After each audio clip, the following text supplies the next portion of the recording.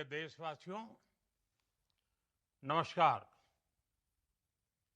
हम सभी ने बीते दिनों में देश का सामर्थ्य और उसका संयम दोनों देखा है। मैं सबसे पहले भारत की पराक्रमी सेनाओं को, सशस्त्र बलों को, हमारी खुफिया एजेंसियों को, हमारे वैज्ञानिकों को, हर भारतवासी की तरफ से सैल्यूट करता हूं। हमारे वीर सैनिकों ने ऑपरेशन सिंदूर के लक्ष्यों की प्राप्ति के लिए असीम शौर्य का प्रदर्शन किया। मैं उनकी वीरता को,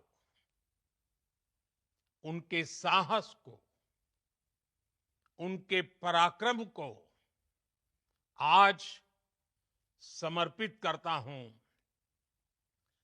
हमारे देश की हर माता को, देश की हर बहन को और देश की हर बेटी को ये पराक्रम समर्पित करता हूं।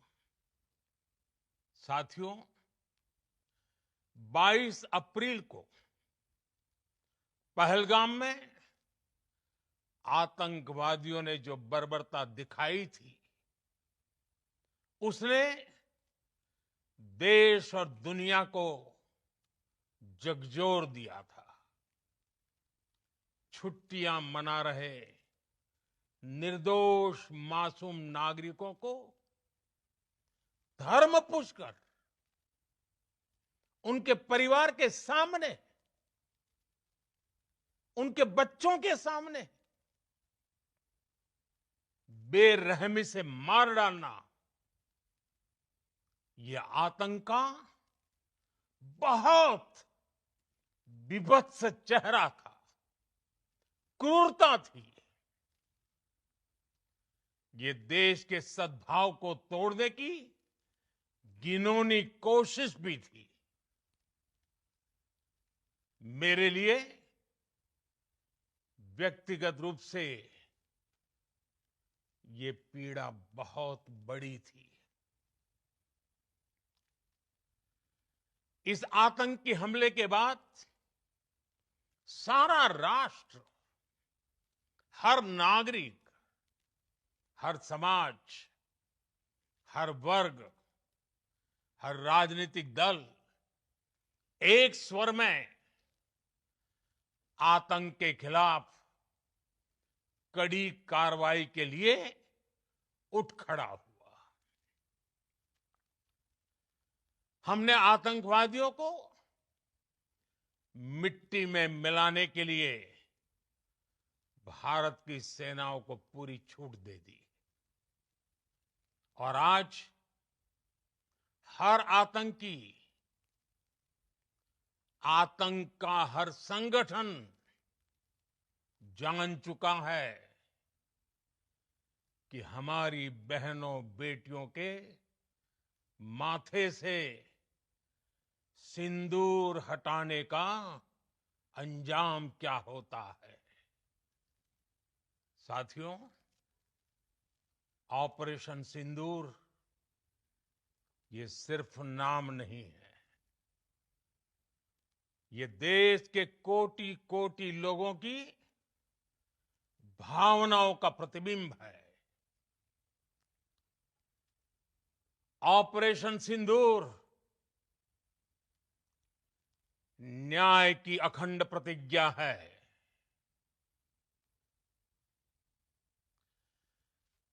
6 मई की देर रात, 7 मई की सुबह पूरी दुनिया ने इस प्रतिज्ञा को परिणाम में बदलते देखा है। भारत की सेनाओं ने पाकिस्तान में आतंक के ठिकानों पर,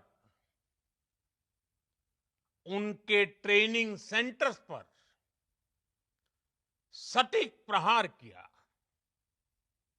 आतंकियों ने सपने में भी नहीं सोचा था कि भारत इतना बड़ा फैसला ले सकता है। लेकिन जब देश एकजुट होता है, नेशन फर्स्ट की भावना से भरा होता है, राष्ट्र सर्वोपरि होता है, तो फौलादी फैसले लिए जाते हैं, परिणाम लाकर दिखाए जाते हैं। जब पाकिस्तान में आतंक के अड्डों पर भारत की मिसाइलों ने हमला बोला, भारत के ड्रोन्स ने हमला बोला, तो आतंकी संगठनों की इमारतें नहीं, बल्कि उनका हौसला भी थर्रा गया। बहावलपुर और मुरिद के जैसे आतंकी ठिकाने एक प्रकार से ग्लोबल टेररिज्म की यूनिवर्सिटीज रही है। दुनिया में कहीं पर भी जो बड़े आतंकी हमले हुए हैं, चाहे 9/11 हो, चाहे लंदन ट्यूब बॉम्बिंग हो, या भारत में दशकों से जो बड़े बड़े आतंकी हमले हुए हैं, उन सब के तार कहीं ना कहीं आतंक के इन्हीं ठिकानों से जुड़ते रहे हैं। आतंकियों ने हमारी बहनों का सिंदूर उजाड़ा था, इसलिए भारत ने आतंक के ये हेडक्वार्टर्स उजाड़ दिए। भारत के इन हमलों में 100 से अधिक खूंखार आतंकवादियों को मौत के घाट उतारा गया है। आतंक के बहुत सारे आका बीते 2.5-3 दशकों से खुलेआम पाकिस्तान में घूम रहे थे, जो भारत के खिलाफ साजिशें करते थे। उन्हें भारत ने एक झटके में खत्म कर दिया। साथियों, भारत की इस कार्रवाई से पाकिस्तान घोर निराशा में गिर गया था, हताशा में गिर गया था, बौखला गया था। और इसी बौखलाहट में उसने एक और दुस्साहस किया। आतंक पर भारत की कार्रवाई का साथ देने के बजाय पाकिस्तान ने भारत पर ही हमला करना शुरू कर दिया। पाकिस्तान ने हमारे स्कूलों, कॉलेजों को, गुरुद्वारों को, मंदिरों को, सामान्य नागरिकों के घरों को निशाना बनाया। पाकिस्तान ने हमारे सैन्य ठिकानों को निशाना बनाया। लेकिन इसमें भी पाकिस्तान खुद बेनकाब हो गया। दुनिया ने देखा कि कैसे पाकिस्तान के ड्रोन्स, पाकिस्तान की मिसाइलें भारत के सामने तिनके की तरह बिखर गई। भारत के सशक्त एयर डिफेंस सिस्टम ने उन्हें आसमान में ही नष्ट कर दिया। पाकिस्तान की तैयारी सीमा पर वार की थी, लेकिन भारत ने पाकिस्तान के सीने पर वार कर दिया। भारत के ड्रोन्स, भारत की मिसाइलों ने सटीकता के साथ हमला किया। पाकिस्तानी वायुसेना के उन एयरबेस को नुकसान पहुंचाया, जिस पर पाकिस्तान को बहुत घमंड था। भारत ने पहले 3 दिनों में ही पाकिस्तान को इतना तबाह कर दिया, जिसका उसे अंदाजा भी नहीं था। इसलिए भारत की आक्रामक कार्रवाई के बाद पाकिस्तान बचने के रास्ते खोजने लगा। पाकिस्तान दुनिया भर में तनाव कम करने के लिए गुहार लगा रहा था, और बुरी तरह पीटने के बाद इसी मजबूरी में 10 मई की दोपहर को पाकिस्तानी सेना ने हमारे डीजीएमओ को संपर्क किया। तब तक हम आतंकवाद के इंफ्रास्ट्रक्चर को बड़े पैमाने पर तबाह कर चुके थे। आतंकियों को मौत के घाट उतार दिया गया था। पाकिस्तान के सीने में बसाए गए आतंक के अड्डों को हमने खंडहर बना दिया था। इसलिए जब पाकिस्तान की तरफ से गुहार लगाई गई, पाकिस्तान की तरफ से जब ये कहा गया कि उसकी ओर से आगे कोई आतंकी गतिविधि और सैन्य दुस्साहस नहीं दिखाया जाएगा, तो भारत ने भी उस पर विचार किया। और मैं फिर दोहरा रहा हूं,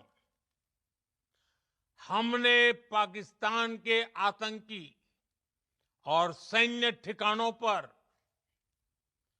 अपनी जवाबी कार्रवाई को अभी सिर्फ स्थगित किया है।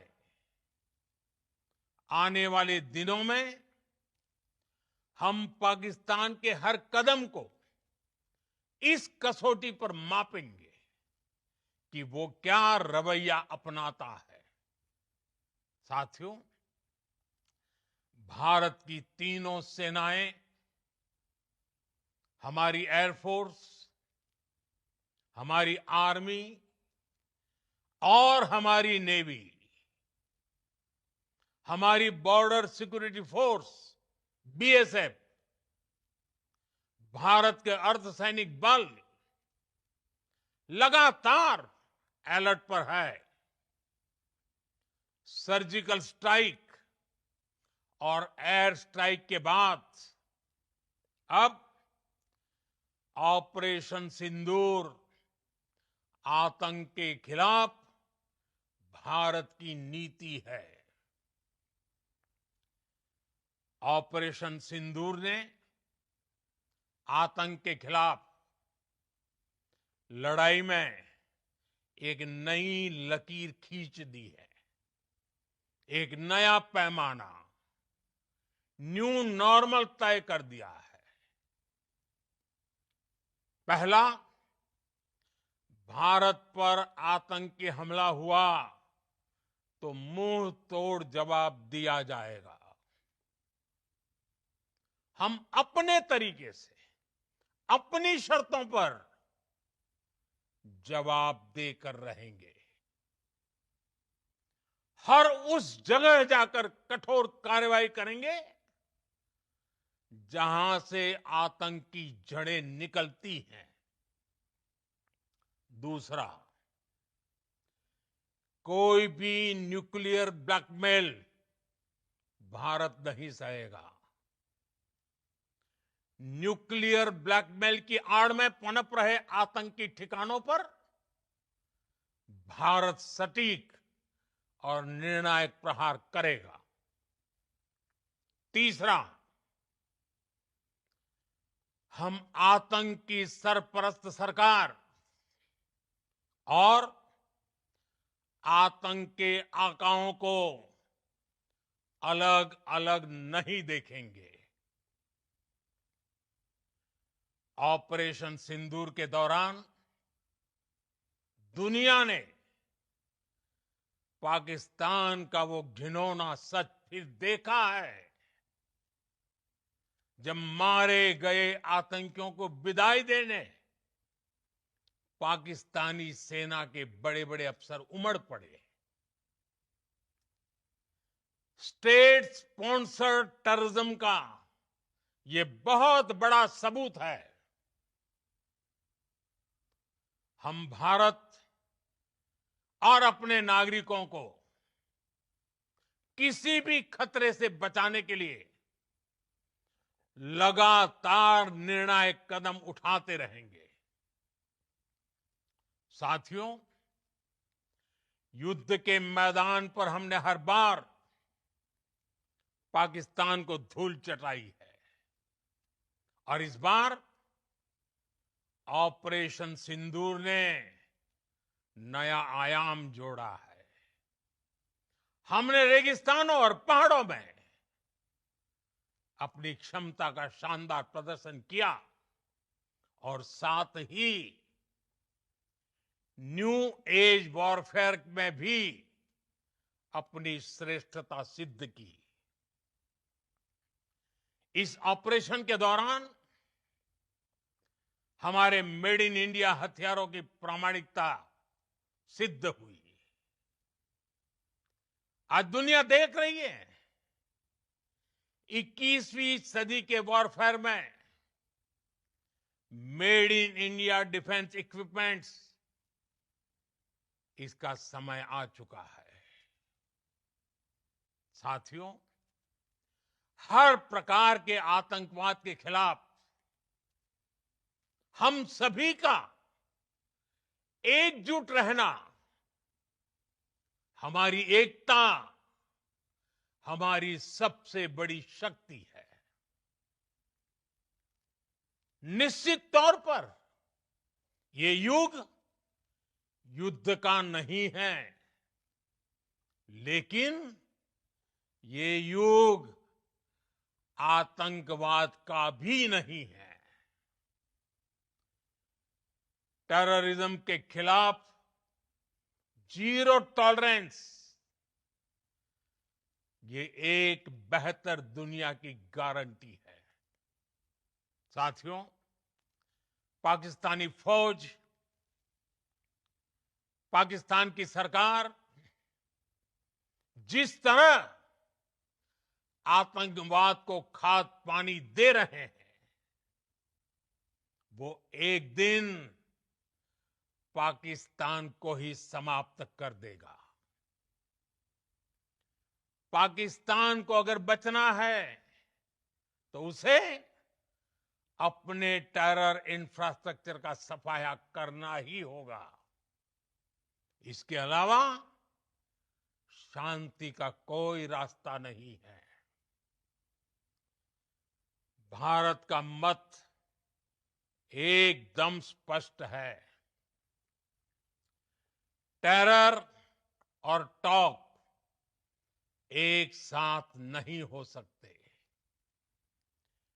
टेरर और ट्रेड एक साथ नहीं चल सकते और पानी और खून भी एक साथ नहीं बह सकता।